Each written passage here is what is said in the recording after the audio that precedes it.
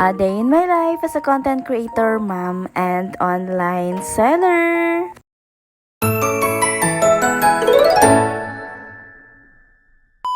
Hi guys! Back again for another mini vlog.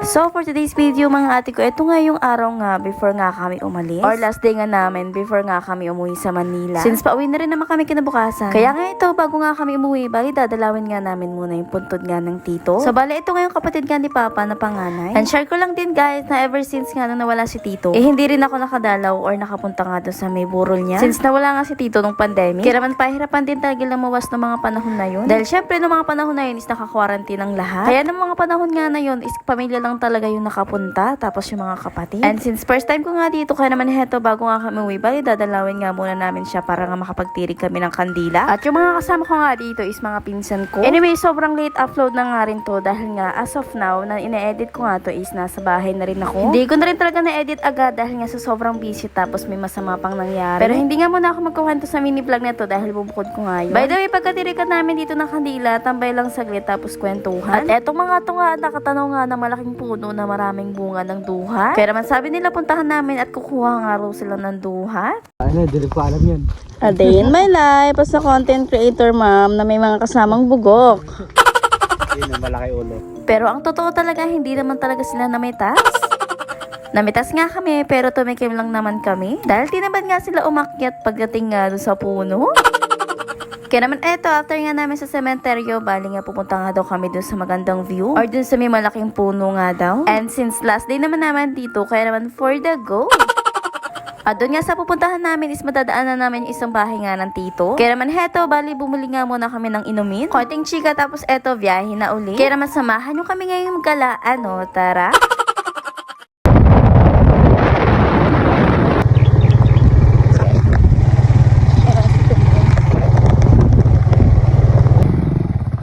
Nasarado na kasi ito eh. Hindi naman sarado. Oo nga, dati wala yan eh.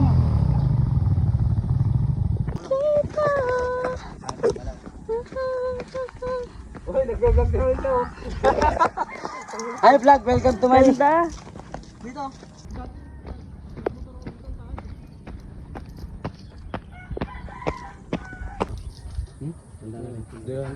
Totoy, totoy daw. Oo. Paano ba ako dyan?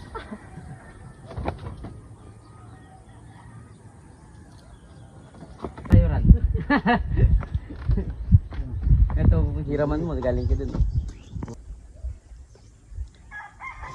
Tapos doon. Lasing.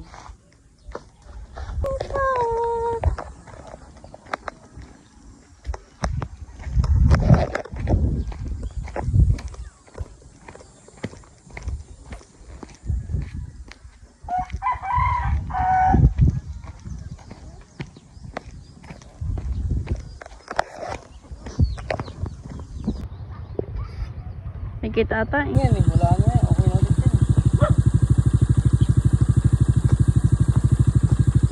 O diba, at napakaganda rin talaga ng pinantahan nga namin. At ano mo nga rin sa taas yung karagatan. At grabe, napakaganda rin talaga ng malaking puno nga doon. At ang ganda nga ng pagkakatayo. Or ang ganda rin talaga ng mismong pwesto niya. Then heto nga after nga namin na mag-feature at mag-video. Heto nga dapat at pauwi na talaga kami nito. Kaso nga parang sa iba na nga kami nadaan at sa ibang dako na nga kami papunta nito. Tapos sa biyahe nga kung ano-ano na nga lang yung naaamoy ko.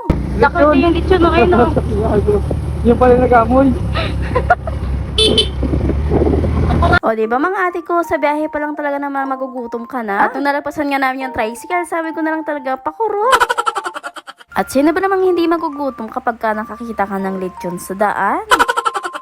Anyways, pala heto na nga kami sa second destination namin. At eto nga daw pasyalan na to is tinatawag na Pagod 2. Pero as you can see, nakikita nyo naman na parang napabayaan na nga tong place na to. Sabi nga nila, bali dinadayo rin talaga to noon at tambayan nga tuwing hapon. Madalas nga daw is marami nga daw nagpipiknik dito tapos inaabangan yung paglubog nga ng sunset. Dahil nga mataas din talaga yung lugar na to at tanaw mo rin talaga lahat. Dati pa nga daw is meron daw tong entrance fee bago ka makapasok. Pero napansin ko nga dito pagpasok namin is meron nga siya mga kubo. At campingan place nga rin daw ito. Pero heto nga parang napabayaan nga at hindi na rin talaga naasikaso. Kaya nga ito, bali nakapasok nga kami nang walang bayad at walang entrance fee. Kaya naman nakagala at nakalibot ang mga person ng libre.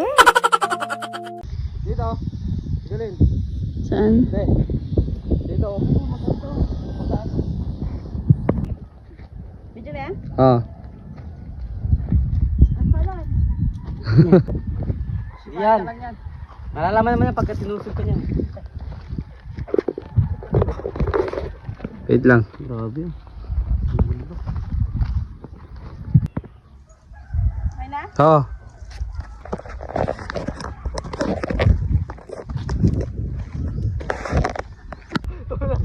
Wah! Gago ka! Okay. Camera mo ito. Malinaw kami ito. Yan. Nagkaano dito ng gabi ah. Ay, may mga kwarto oh.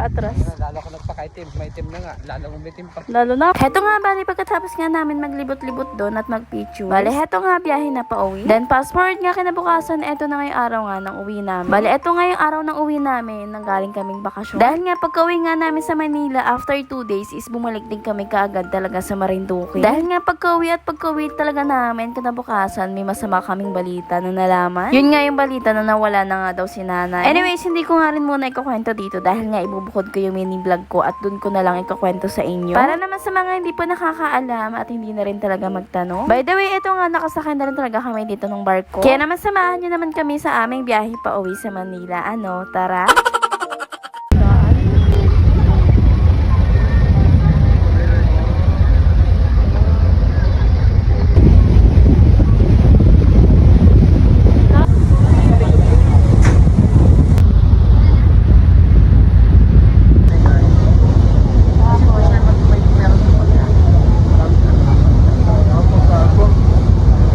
Naliligo na sana kayo. Nag-fall sana kami. Nag-fall. Balls po rin siya yung balls. Ito yung balls dito. Baka naiwan mo sa restaurant? Wala kang dala dito. Ay! Naglaliga na restaurant. Okay na. See the tumbler of me.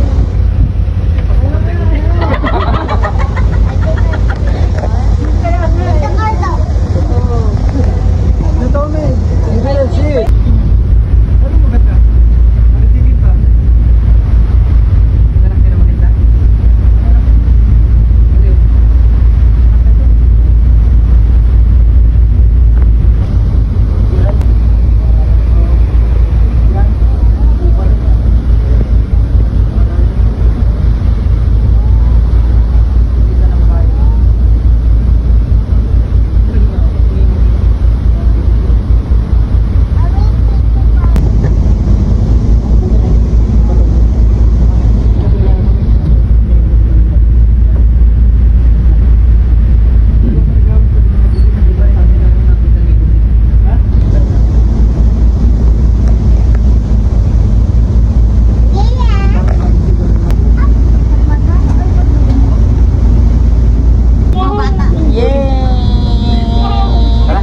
Mahaba rin talaga yung biyahe nga namin sa barko dahil nga umahabot yun ng 3 hours. So bali nga heto, pagbaba namin ng barko, biyahe na naman ulit. At dahil nga hindi pa kumakain ng mga person ng dinner, kaya naman heto dumaan nga kami sa Jollibee. Then pagkatapos nga namin kumain sa Jollibee, pahinga lang konti tapos biyahe na ulit. Kaya naman heto mga ate ko, dito ko napuputulin ang ating video. Kaya naman see you in my next mini vlog. Yun lang naman guys for today's video. Thank you for watching. Bye bye!